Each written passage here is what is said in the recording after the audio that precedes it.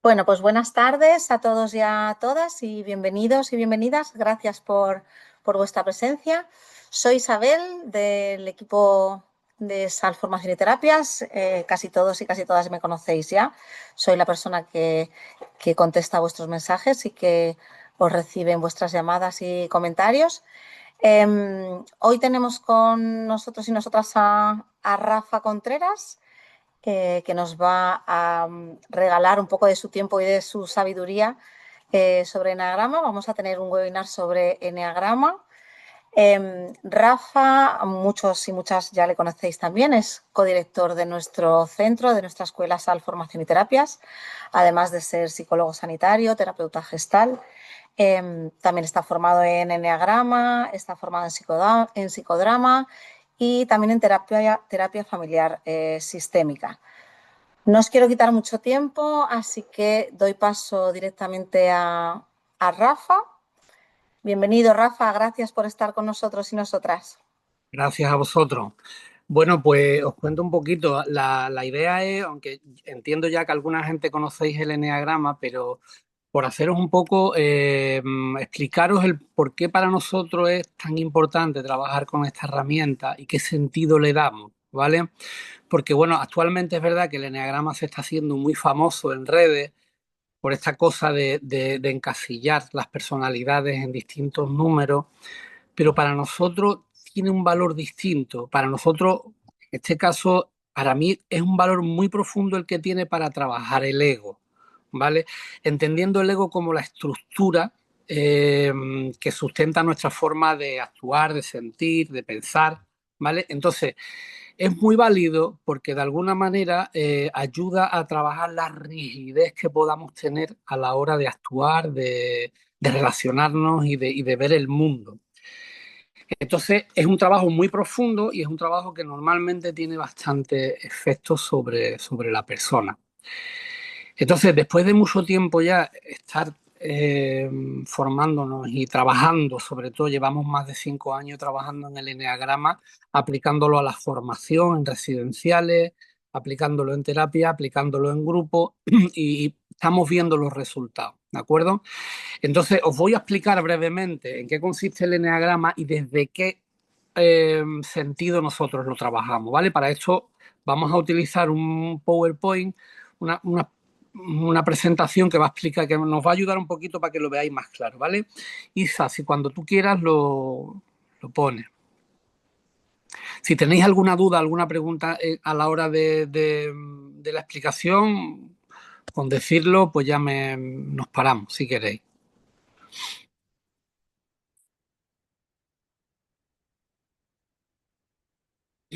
Vale, una cosa importante, a ver, lo primero, el eneagrama se utiliza como un mapa de personalidad y se le da ahora mismo digamos, un sentido de tipo psicológico, ¿vale? Para trabajar la psique. Y desde aquí, la gran aportación de Claudio Naranjo, que ha sido la última figura que ha sintetizado y elaborado el eneagrama como perfiles de personalidad, ¿de acuerdo? Pero nunca hay que olvidar que Claudio Naranjo bebe de otro psiquiatra anterior, de Óscar Ichazo, y a su vez Óscar Ichazo toma el eneagrama de una tradición mística, ¿de acuerdo? O sea que esto es importante no olvidarlo, porque no es solo es un planteamiento de tipo psicológico, sino que tiene un origen de tipo místico. Quiere decir que apela también un poquito a lo transpersonal, al sentido de la vida, al propósito de vida que cada uno tiene y no es la primera vez que escuchamos que muchas veces la terapia, cuando la persona tiene un propósito de vida y un sentido de vida, tiene mayor efectividad. Solamente os pongo el ejemplo de Víctor Frank y la logoterapia, ¿no? Que hablaba de el hombre en búsqueda de sentido, como que cuando tú tienes un sentido claro o un propósito de vida, trabajar las estructuras de personalidad resulta más fácil o al menos te da una herramienta mucho más válida. Entonces, no olvidemos esto, el eneagrama tiene un cuadro de tipo psicológico, pero bebe de una tradición mística como es el sufismo. Entonces, como veis, es un símbolo que parece un mandala, ¿de acuerdo? O sea, por un lado tiene un centro y una periferia y refleja un poco una circunferencia que nos recuerda un poco a la unidad que somos, ¿no? A esta idea un poco trascendental de que todos somos iguales o todos pertenecemos a algo común. Y esto también a nivel terapéutico es importante, porque muchas veces cuando la gente trabaja patrones cree que solo le pasan a él o piensa que las cosas que a uno le pasan son solamente individuales. Pero todos participamos de lo divino y de lo humano en este caso, ¿de acuerdo? Entonces, los sufíes decían ya no solo un mapa de personalidad, sino también como una matriz para entender el mundo o para entender el ser humano, ¿no? Es un poco una unidad que en un momento dado cambia cuando empezamos a ser individuos, ¿no? Es algo como una totalidad que cambia cuando empezamos a separarnos de esa totalidad. Y ahora os explicaré más en concreto qué quiere decir esto. Continúa, Isa.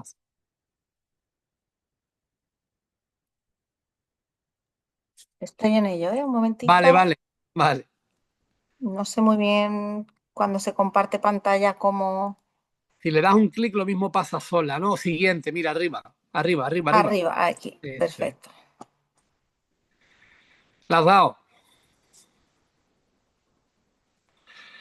Ahora. ¿Vale? Entonces, tiene el eneagrama, tiene un triángulo, de acuerdo, y de alguna manera tiene un círculo, un triángulo y una hexada, ¿vale? Pero vamos a pararnos en el triángulo, porque esta es la primera parte. Es un triángulo que nos recuerda un poco las tres partes o las tres inteligencias que tiene la persona, ¿no? La inteligencia racional, la de la mente, la inteligencia emocional del corazón y la inteligencia visceral motora, que es la del movimiento. Es decir, lo que viene a decir el eneagrama es que somos seres pensantes, sintientes y dotados de unos instintos que nos llevan a la acción. Esto es importante porque el trabajo del eneagrama empieza por ahí, por identificarnos en uno de los, digamos, de los centros de inteligencia. ¿Por qué? Porque se supone que para que una persona esté equilibrada, tiene que equilibrar de alguna manera los tres centros, la emoción, la razón y el movimiento. El problema surge cuando formamos el carácter y hay un desequilibrio. Quiere decir, hay gente que es más racional, hay gente que es más emocional y hay gente que es más visceral, ¿vale? Partimos ya de esta división, ¿vale? Y cada uno podrá ver si se rige o se mueve o ve el mundo más en principio desde la razón, desde la emoción o desde la visceralidad. El trabajo con el enneagrama lo que te va a proponer es que primero seas consciente de esto y luego trabajes por equilibrar, ¿vale? El pensamiento, la acción y la emoción. Hay gente que es demasiado racional y le cuesta mucho trabajo conectar con las emociones. Hay gente que es muy emocional y las emociones pueden llegar a desbordarla y no hay equilibrio. Y hay gente que son muy visceral, muy impulsiva y les falta pues tanto la razón como tocar un poquito más con la emoción, ¿vale? Espero que se esté entendiendo hasta ahora. Si no, me paráis, ¿vale? Continúa Isa. Entonces, por recapitular, tres centros de inteligencia: emocional, racional y visceral. Y aquí nos vamos a mover todos los seres humanos. Entonces, aquí es donde vamos a encontrar primero ya la diferencia en nuestra personalidad. ¿De acuerdo? No somos todos iguales, todos tenemos compañeros de trabajo, familia, que por lo que sea nos planteamos cómo ve esta persona el mundo, si la ve totalmente opuesto a mí, ¿vale? Entra un poco desde ahí, desde qué centro de inteligencia se mueve. Y luego todo esto se va concretando en un punto de la circunferencia y se da una preponderancia de estas tres inteligencias, la racional, la emocional y la visceral, en nuestra percepción y en la respuesta a las experiencias que vivimos. Esto es importante que lo tengamos en cuenta porque para entender muchas veces por qué la gente actúa de determinada manera o ve el mundo de determinada manera, ¿vale? Es porque tiene más preponderancia de un centro de inteligencia que otro, ¿vale? Hay gente, vuelvo a decir, la persona que es más racional, no esperes que tenga reacciones o que le cueste, normalmente le puede costar más lo emocional y viceversa, el que sea más emocional puede ser que le cueste más trabajo racionalizar las cosas.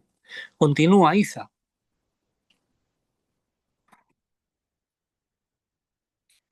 Entonces, eh, la parte dentro del eneagrama, dentro de un poco del esquema, hay 9 números, 3 números por cada centro.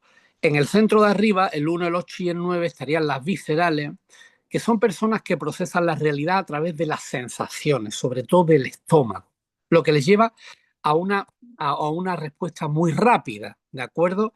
Entonces, son gente normalmente impulsiva, gente que normalmente eh, toman decisiones muy rápidas o responden de forma muy rápida antes de... Normalmente en este centro de inteligencia hay una idea que normalmente son gente que están descontentos con la realidad, que no les gusta lo que viven, ¿vale? Estoy hablando de cosas que son como muy generales, luego se entra, pero para que veáis un poquito, centro visceral instintivo motor, son personas que actúan de forma rápida, les llevan una respuesta rápida, se traduzca en un comportamiento visible no, porque puede ser una respuesta interna, y son personas que donde se ha instalado un descontento con la realidad, ¿vale? Sí, seguimos, Isa. El siguiente, que será el emocional, aquí nos encontramos al 2, el 3 y el 4, son personas que se guían por su sentir, ¿vale? Normalmente son personas que les conduce la necesidad de ser alguien, de sentirse visible, diferenciable, valorable, ¿vale? Para poder ser amado, ¿de acuerdo? Entonces, aquí el sesgo, un poco la cosa que ocurre es que nos lleva a identificarnos con el personaje eh, que está muy pegado a esto, a ser visible, diferenciable, valorable, y entonces son personas que les va a costar mucho trabajo reconocer sentimientos inadecuados de cara a los demás, como es la vergüenza, la indignidad, el fallar, ¿de acuerdo? Entonces, centro emocional son personas guiadas por un sentir de necesidad de sentirse visible, diferenciable, valorable, amable, ¿de acuerdo? Y desde ahí lo que se tapa va a ser todo lo que no sea valorable de cara al exterior, la vergüenza, la indignidad, etcétera, etcétera. Centro emocional. Seguimos, Isa.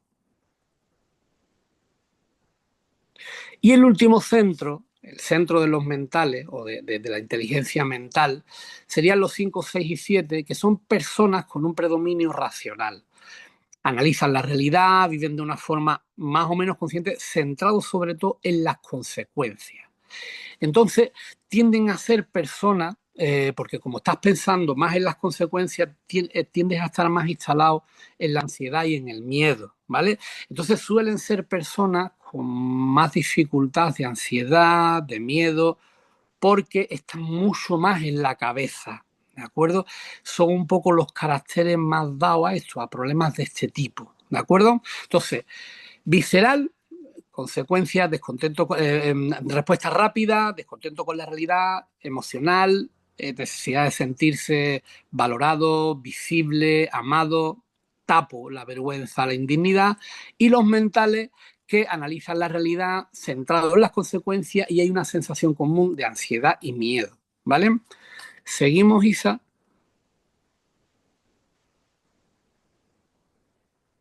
Entonces, el trabajo que propone el Enneagrama pone aquí que es un potente trabajo porque, claro, desvelar lo que es tu propio personaje, lo que es tu estructura de carácter, no es fácil.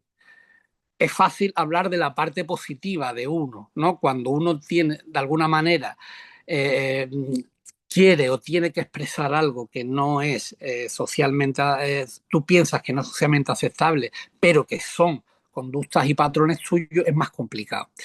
Entonces es como poder trabajar estos rasgos, cualidades o circunstancias que indican la naturaleza de una persona o su manera de pensar, actuar, por la cual nos hacemos distinguibles de los demás. Quiere decir, de alguna manera todos tenemos un toque personal, un toque único y nuestros amigos, la gente que nos rodea, nos conoce por esto, ¿no?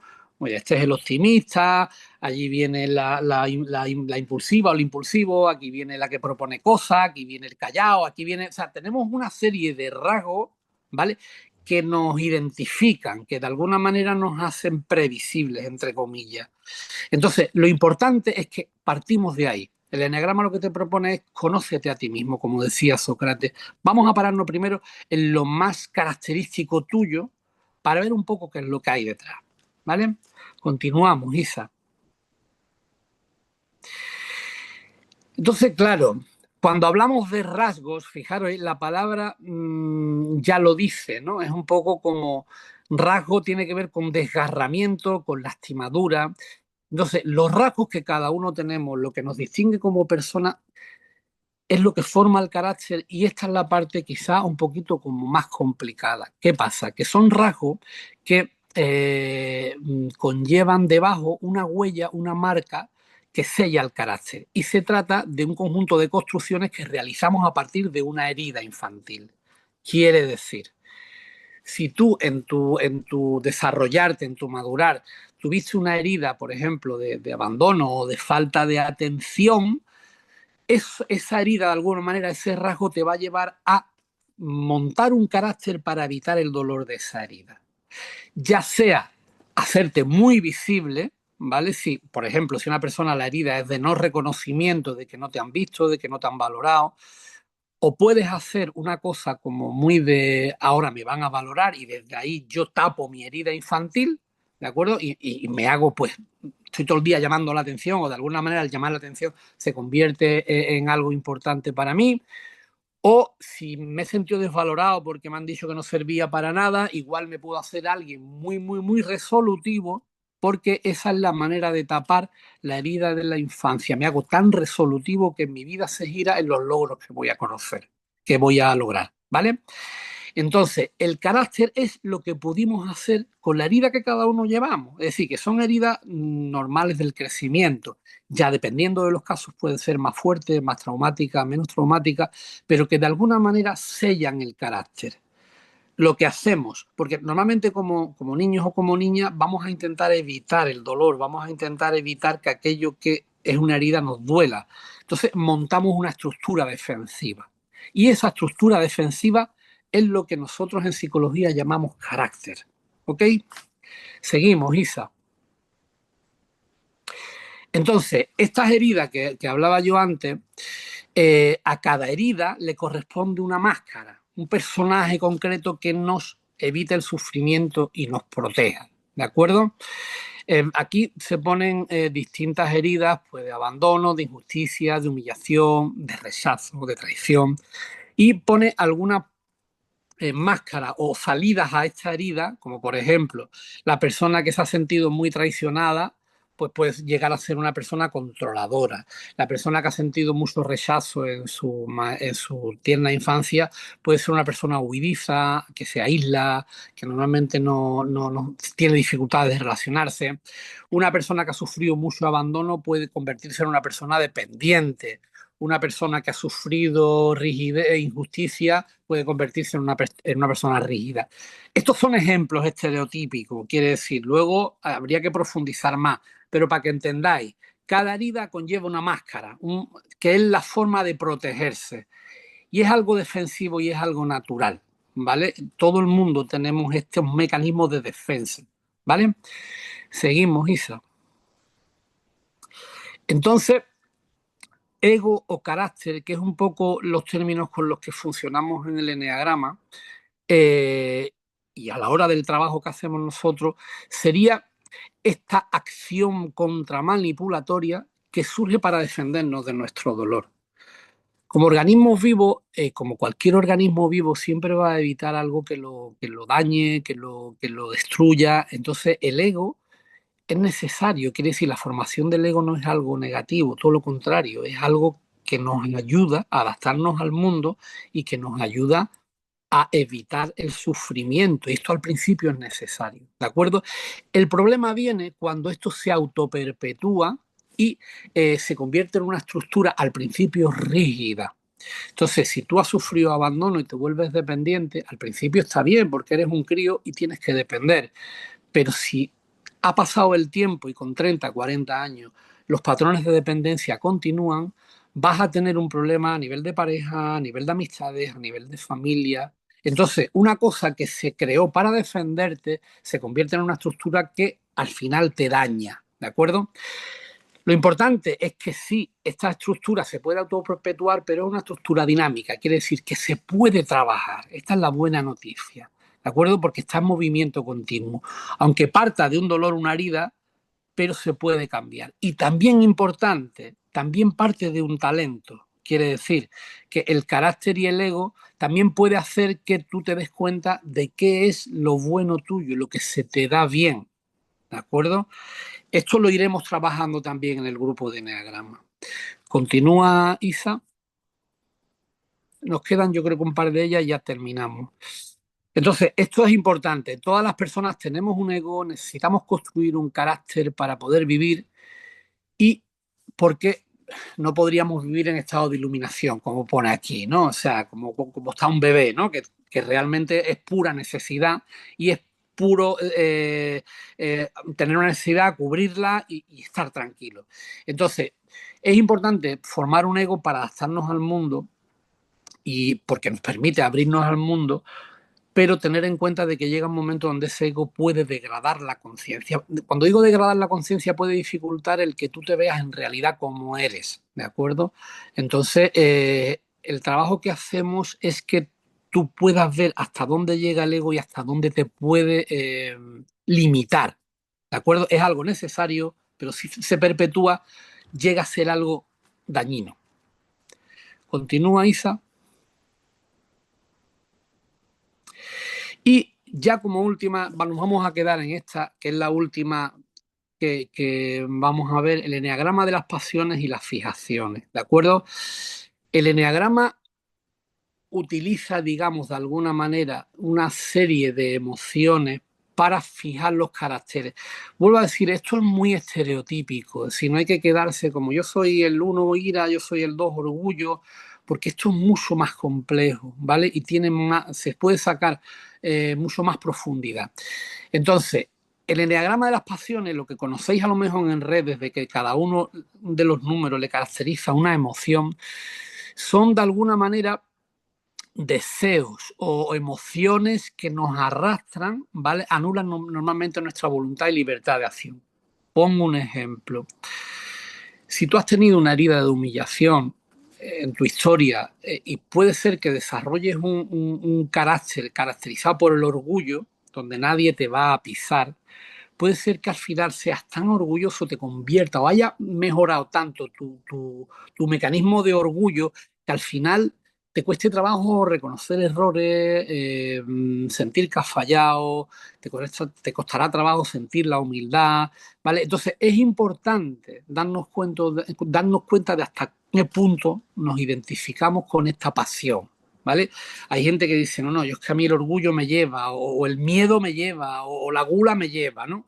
Esto es importante porque son tendencias que de alguna manera cubren una herida que habíamos antes, porque hay gente que es más reactiva a los comentarios, a las críticas, y gente que es menos, porque hay gente que es más reactiva a tomar decisiones y le da más miedo, y gente que menos, porque es un poco como que cada persona hemos ido creando una estructura que nos ha llevado a una pasión concreta. ¿Vale? Entonces, las pasiones, las 9 pasiones, tienen que ver con los 7 pecados capitales que entran dentro del imaginario colectivo, a los que se le ha añadido 2 más, el miedo y la vanidad. ¿De acuerdo? Entonces, son motivaciones deficitarias que sustituyen impulsos genuinos. ¿De acuerdo? Entonces, lo que yo puedo sentir como un amor a mí mismo, a un orgullo, si esto va más allá, se puede convertir en orgullo, ¿no? En ponerte por encima del otro. Entonces, son motivaciones deficitarias que sustituyen a impulsos genuinos, ¿vale? Son algo automático, ¿de acuerdo? Y a todas estas fijaciones, que son emociones, les corresponde una serie de ideas, que serían las fijaciones. O sea, una justificación, ¿de acuerdo? El 1, que es la ira, que es la pasión de la ira, la fijación que tiene o el montaje, el andamio cognitivo que tiene para justificar todo esto es que todo tiene que ser perfecto, ¿vale? Y como no es perfecto, yo me cabreo con la gente e intento que la gente haga las cosas como yo creo que tienen que hacer, ¿vale? Entonces, todo carácter tiene una justificación cognitiva. Entonces, el trabajo del enagrama es también entender qué es lo que sustenta cada patrón de comportamiento. ¿Cómo me lo explico yo? Sí, el que yo sea muy impulsivo puede ser que normalmente es que yo me explico por qué eso tan impulsivo. No, es que la gente, es que el mundo es injusto, es que lo he pasado muy mal, es que siempre hay una justificación cognitiva que haga que mi comportamiento sea justificado, más que ver qué me está pasando, qué es lo que me está ocurriendo, que estoy teniendo un comportamiento reactivo, ¿vale? Y yo creo que lo vamos a dejar aquí, ¿vale? Para no saturaros de información. A mí me encanta el eneagrama, soy un apasionado de esto, pero no vamos a darle más bola a esto, porque en lo que se trata un poco que es que veáis dónde es el esquema que trabajamos, ¿de acuerdo? No sé si hay alguna pregunta o algo que queráis comentar o no sé.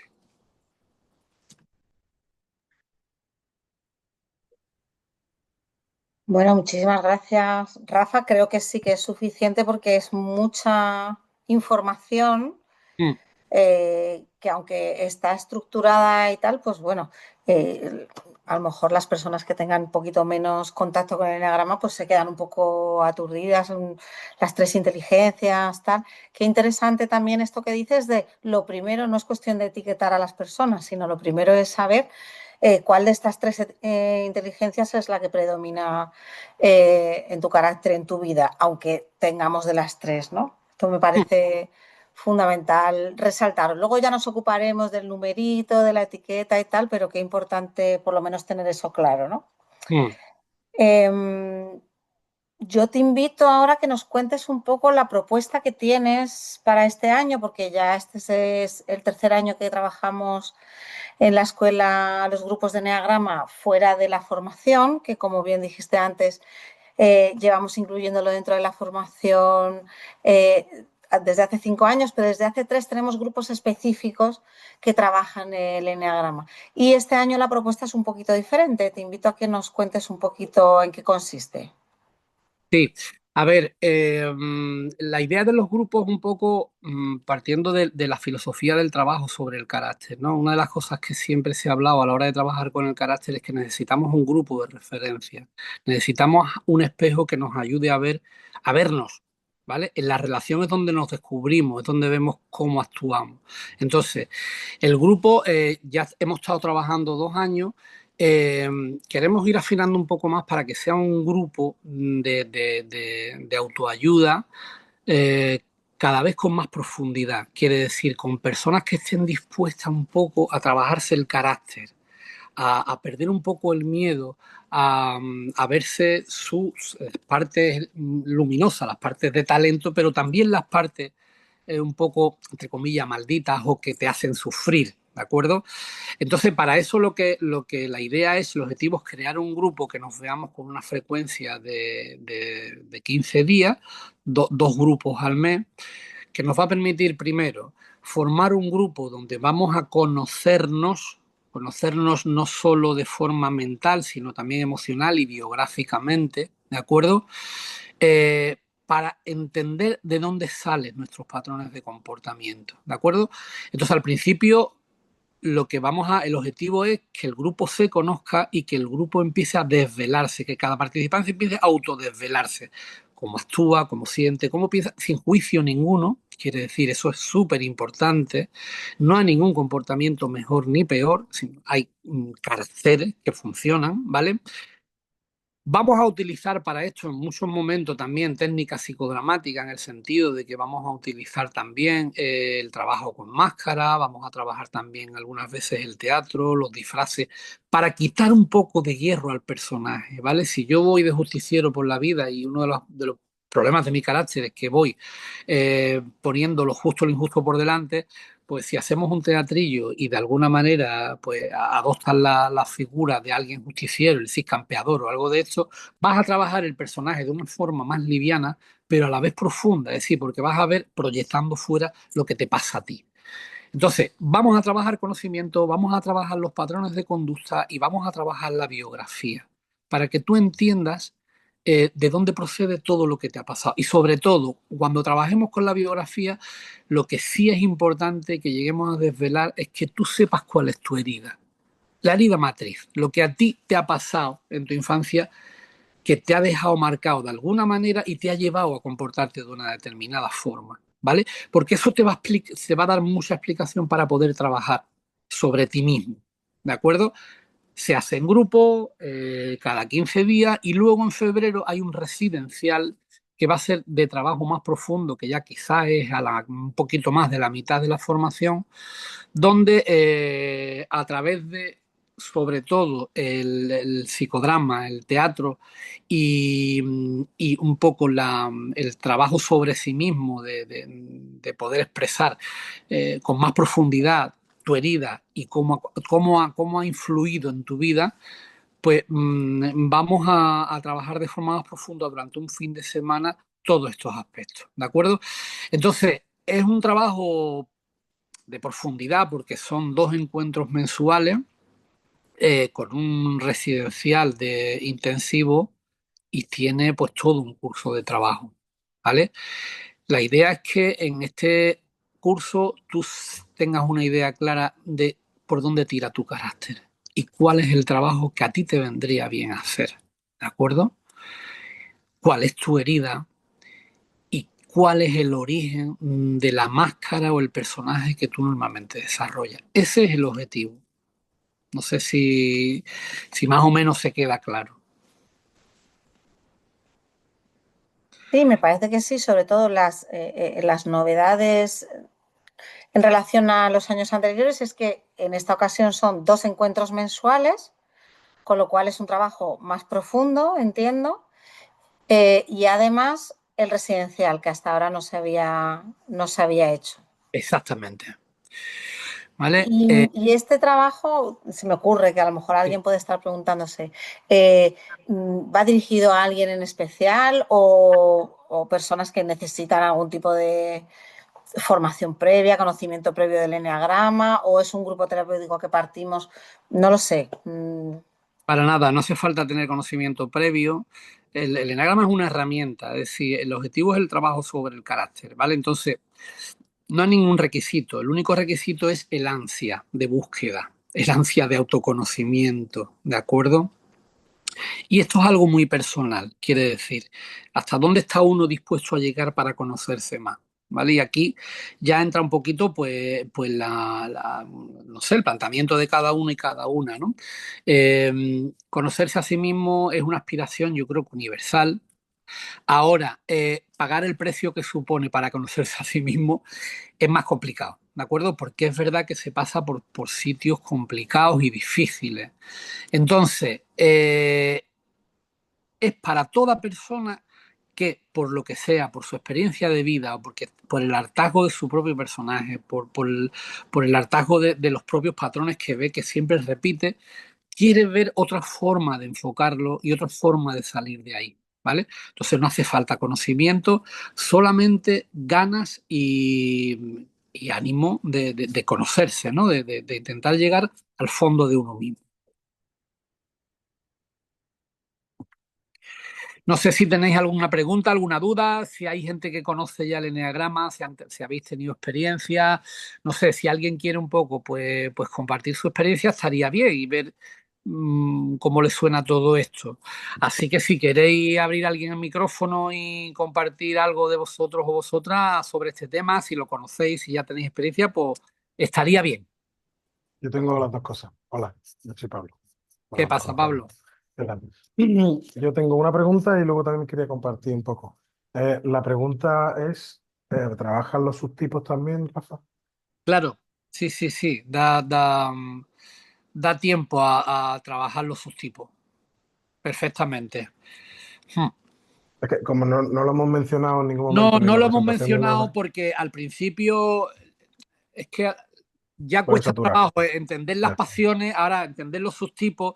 Lo que se refiere, Pablo, es que después de cada carácter hay 9 tipos de caracteres, pero cada uno de los caracteres tiene un instinto, quiere decir, algo que lo mueve más que otro. Y hay 3 instintos que salen de las pasiones, que son el conservación, el sexual y el social.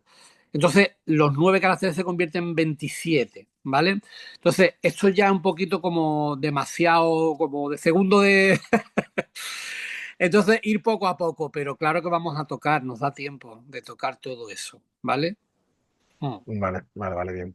Bueno, y compartí, yo llevo un montón de años en terapia individual, eso por si motiva también a alguien, y, hace un par de años hice esto un año, ¿no? De enneagrama también con arteterapia. Estaba más metido en arteterapia, no tanto en psicodrama y teatro, ¿no? Y la verdad es que en el momento en el que trabajé eh, el eneagrama, fue el momento que realmente mi cabeza hizo clic, porque empecé a conocerme de verdad a mí mismo. Y llevaba un montón de años en terapia individual, pero ya digo, el momento que me explotó la cabeza y cambió totalmente mi vida, mi forma de verlo, fue cuando estuve trabajando en el eneagrama y estoy loco por seguir profundizando en eso porque me parece apasionante, ¿no? Me parece una pasada el nivel de autoconocimiento que puedes llegar a tener con esta herramienta.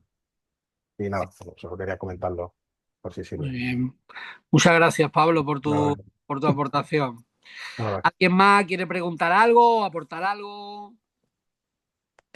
María José, pone aquí que sí, yo conozco algo del enalma, entonces tienes que querer conocer estos lados oscuros de tu personalidad y querer trabajarla y comprenderlas y mejorarlas. Es muy interesante. Sí, esta es la parte que, que de alguna manera muchas veces nos echa más para atrás, ¿no? Trabajar los lados oscuros que uno tiene, sobre todo cuando se trata de trabajarlo en grupo y de reconocerlo delante de la gente, ¿no? Pero es un trabajo muy sanador, atravesar esto es algo, como tú dices, muy necesario, ¿no? Porque de alguna manera es así, ¿no? O sea, estamos hechos de luces y sombras y las dos cosas son importantes y forman parte de nosotros.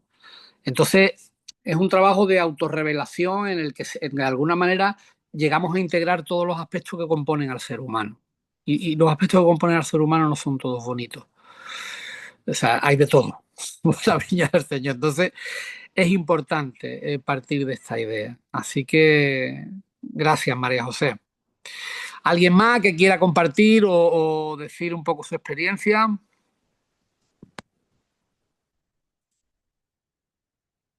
O si queréis a través de chat o a través de la cámara, como queráis.